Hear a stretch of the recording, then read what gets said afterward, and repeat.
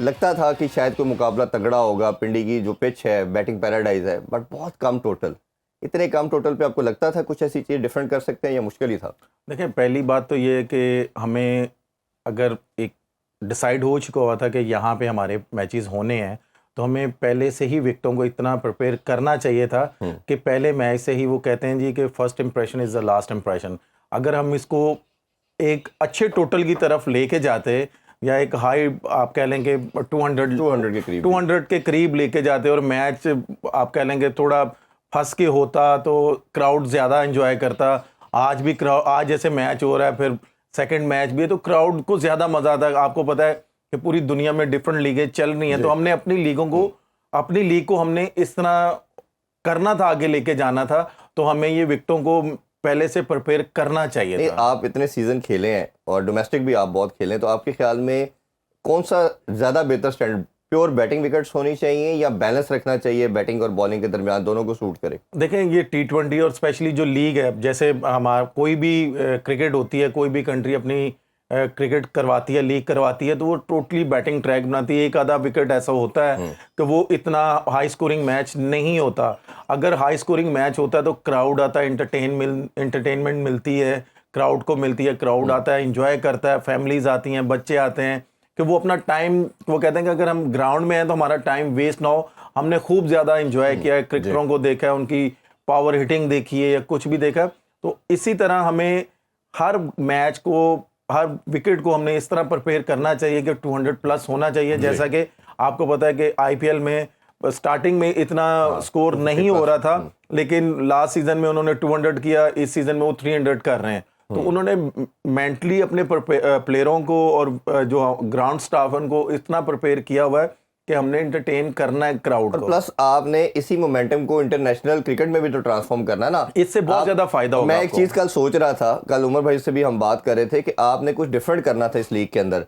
मिसाल के तौर पे आप जैसे एक लीग के अंदर मैं पढ़ रहा था कि उन्होंने कॉन्सेप्ट ये दिया कि 4 जो ओवर का पावर प्ले है वो बॉलिंग को दे दिया, 2 का राइट दे दिया बैटिंग को, वो जब मर्जी यूज कर ले। डिफरेंट किया, वो बंदा उड़ाने तो लग गया।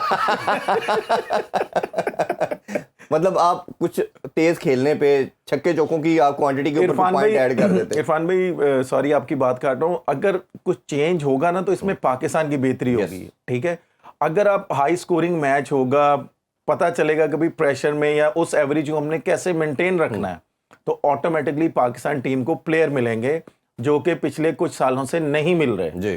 तो अब इंडिया या कोई भी टीम है, वो क्यों अपने A-B-C-D टीमें लेके बैठी हुई है कि उनके पास प्लेयर बहुत ज़्यादा हैं, वो IPL में उनके प्लेयर बहुत परफॉर्म कर रहे हैं, कोई लीगें हैं वो परफॉर्म कर रहे हैं, लेकिन हमारे पास क्या है, हम लोग वो वही 150 170 पे फंसे नहीं आ रहे।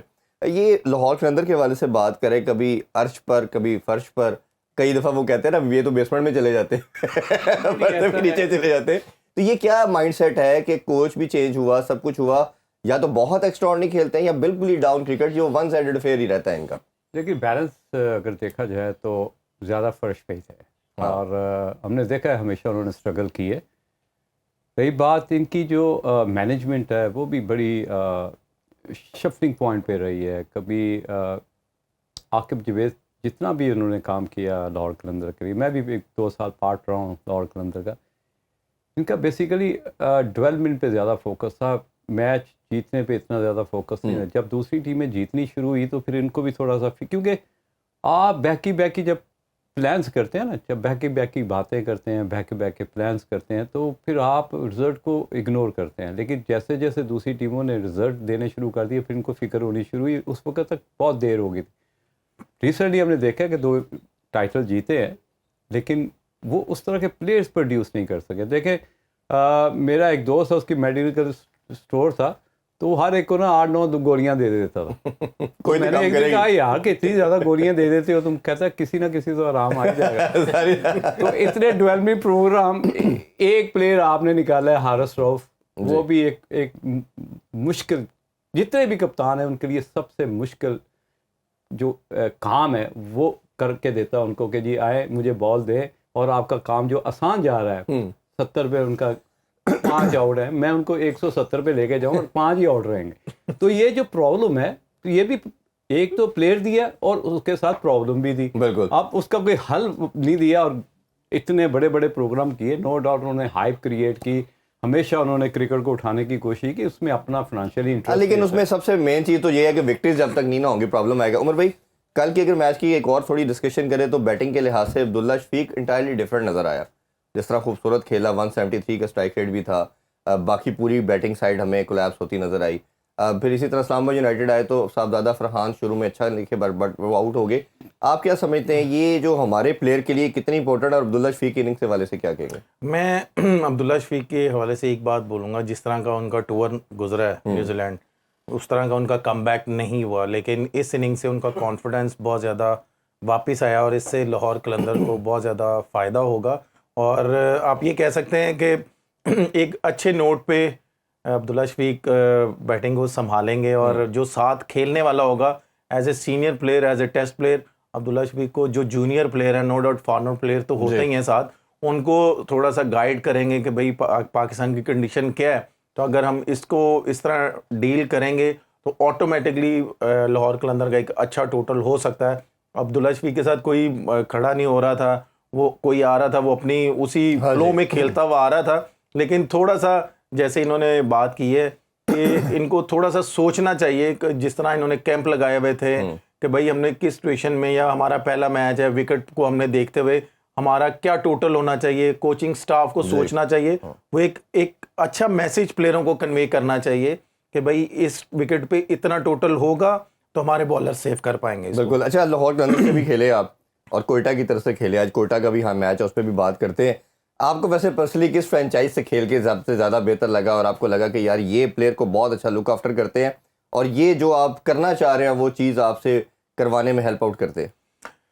मैं अगर आपको अपनी पर्सनल ओपिनियन बताऊं कि एज ए रिस्पेक्ट जो फ्रेंचाइज, मैं 2 फ्रेंचाइजों से खेला हूं, जो मुझे रिस्पेक्ट लाहौर कलंदर ने दी है, मैं जितना उनका शुक्रिया अदा करूं उतना कम है। और मैं नहीं, मेरी फैमिली को भी, मेरे बच्चों को भी उन्होंने बहुत ज़्यादा रिस्पेक्ट दी है।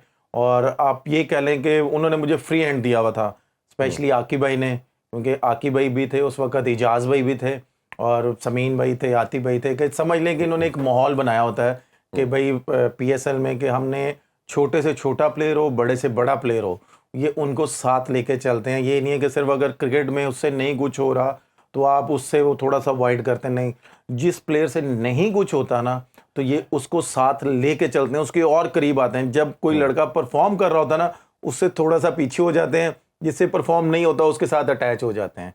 तो ये इनकी मुझे बहुत अच्छी चीज़ लगी। बिल्कुल। अच्छा, ये थोड़ी सी क्योंकि जो इश्यूज़ हैं जो रिलेटेड हैं उस पर भी आज बात करते हैं।